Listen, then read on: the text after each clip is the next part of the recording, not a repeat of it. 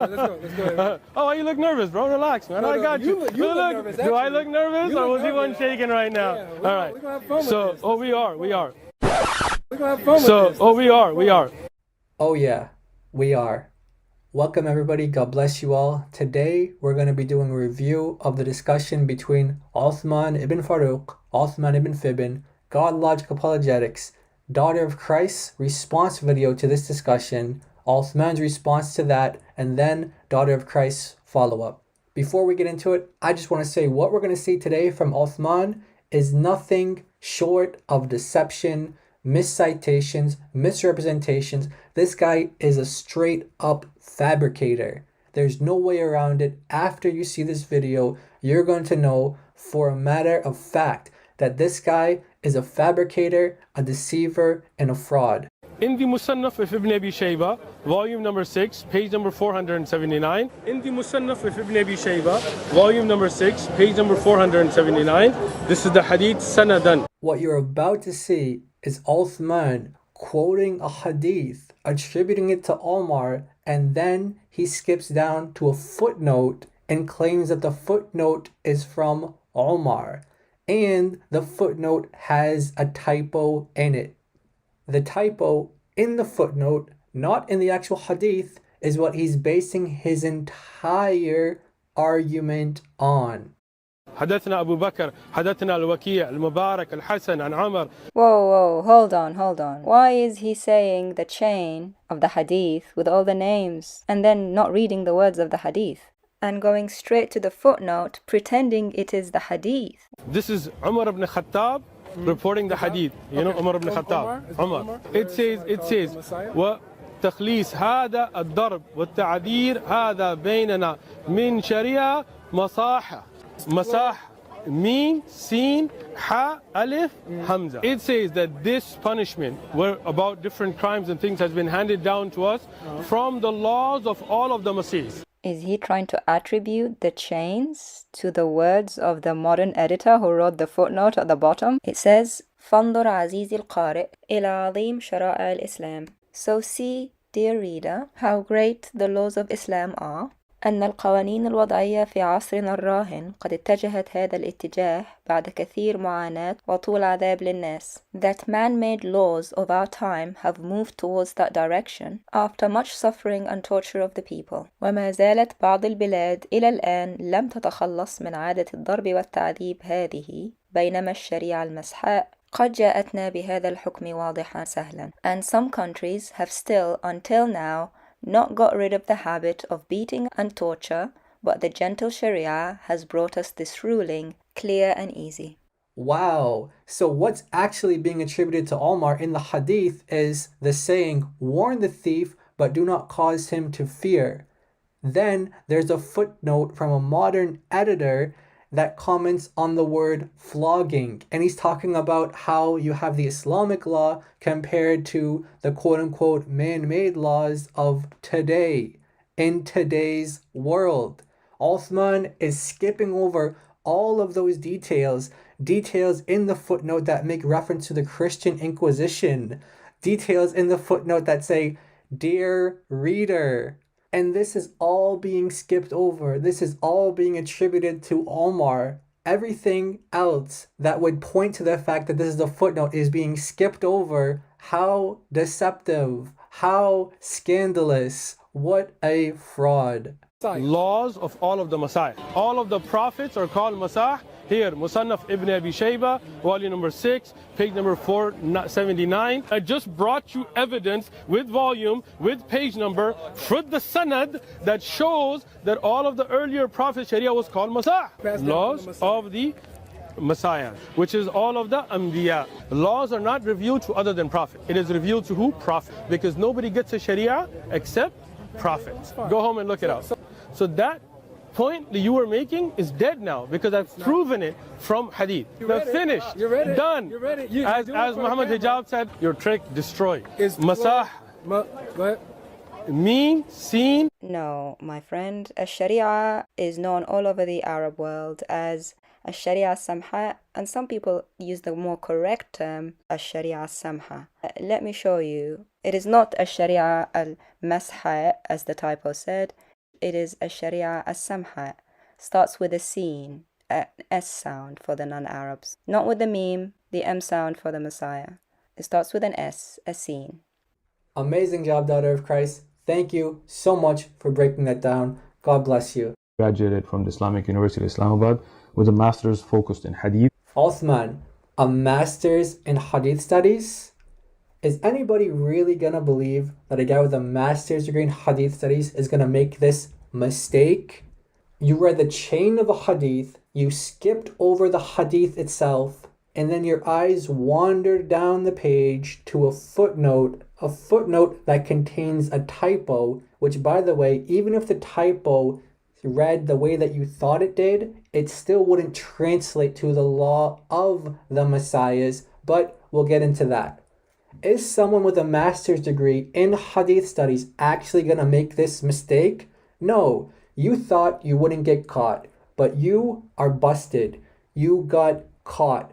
Daughter of Christ caught you. You did a response video. He got sloppy again. He fabricated again. The deception is high again. Daughter of Christ responded to that. And we're going to get into this all right now.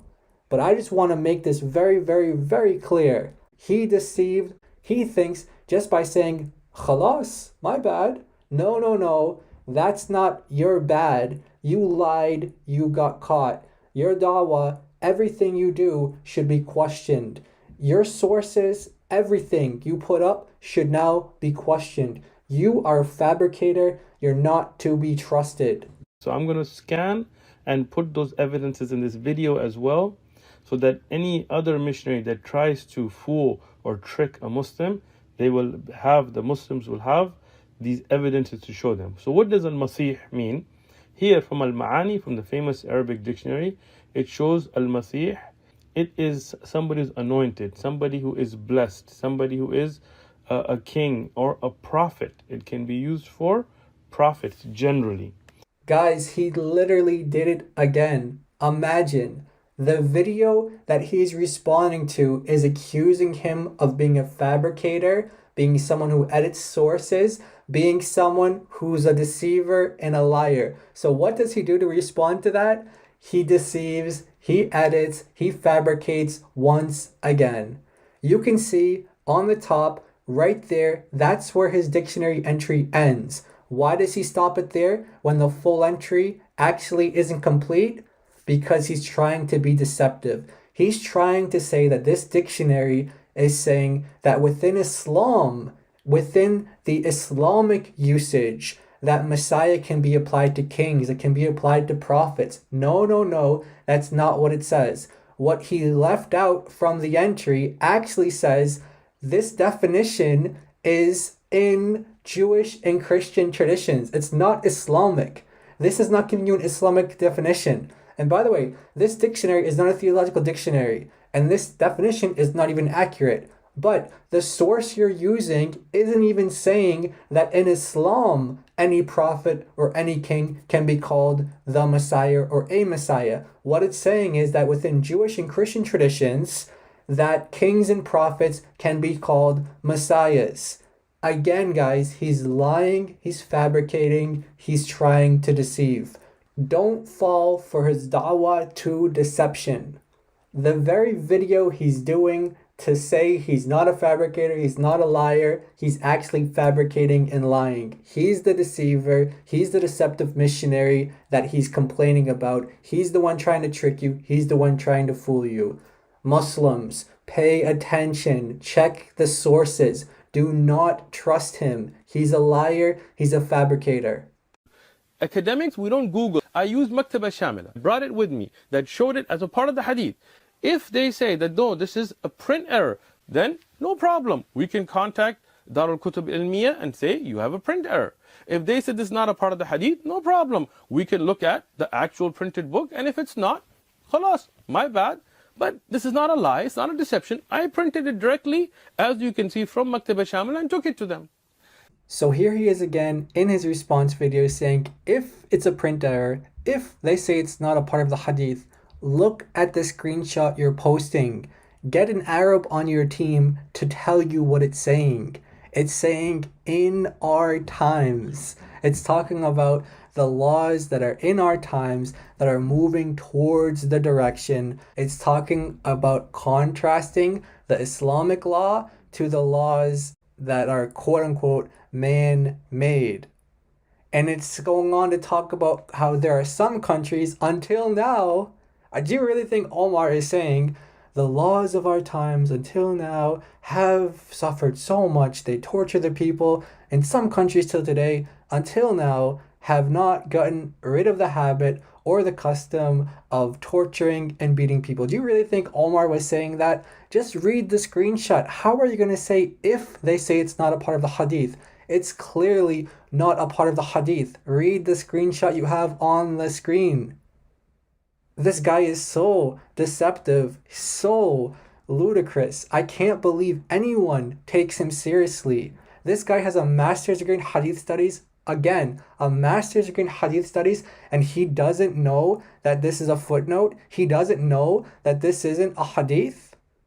And we'll get into the print error. We'll get into that a little later, but I just want to emphasize one more time. He's putting into question still if this is a hadith or if it's a footnote.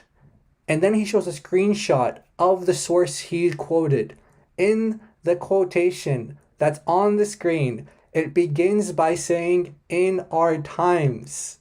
Of course, it's someone commenting today, talking about how things are today in our times. Unbelievable. Now we're going to get into how we can know for 100% sure that it cannot be translated the way Uthman translated it, the law of the messiahs. Laws of all of the Messiah. In Arabic, there's something called al-idafa.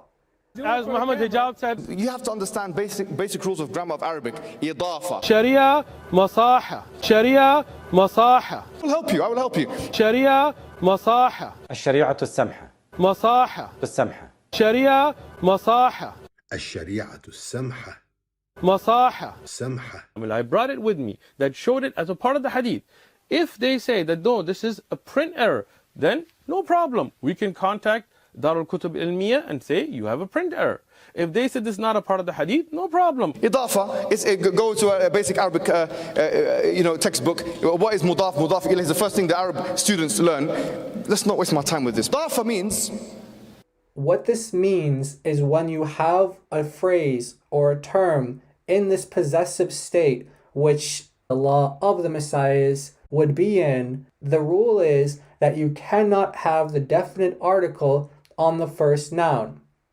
Now, in the original discussion, Uthman seemed to show and demonstrate that he had some knowledge of Arabic grammar. He was stating that there are things like indefinite articles and definite articles, and he was stating things like there's definite nouns and indefinite nouns, and he was using Arabic terminology, giving the impression that he knows what he's talking about. So it's not like this is nakira. This is also ma'rif. The messiahs, meaning each one of them is going to take that title with ma'rifah. It also rings the al here, right? So don't think this is anything different.